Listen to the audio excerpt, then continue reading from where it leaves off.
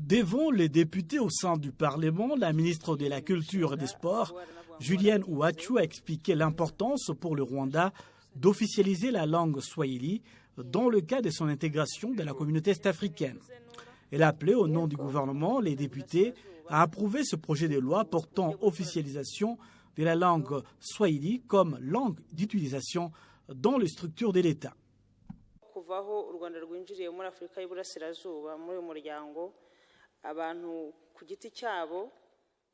Depuis l'adhésion du Rwanda au sein de la communauté est-africaine, de plus en plus de personnes se sont lancées dans l'apprentissage du swahili et d'autres enseignent cette langue, ou encore l'anglais ou le français, selon l'importance accordée à la langue.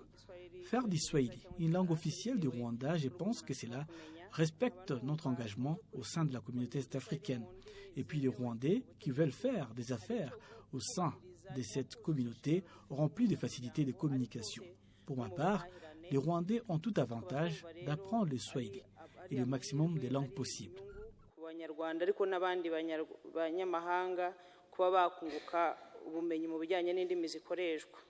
Certains Rwandais interrogés par Arabié se sont réjouis de cette décision des membres du Parlement d'accepter ce projet de loi faisant du swahili une langue officielle du pays.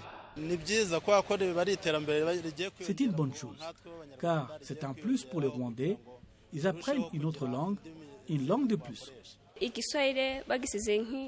Le fait que le swahili devienne la 4e langue officielle du Rwanda est une bonne chose, car cela me réjouit. J'aime cette langue.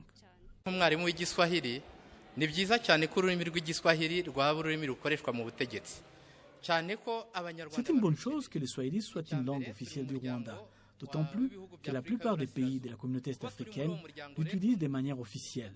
Cela va faciliter la communication au sein de cet ensemble.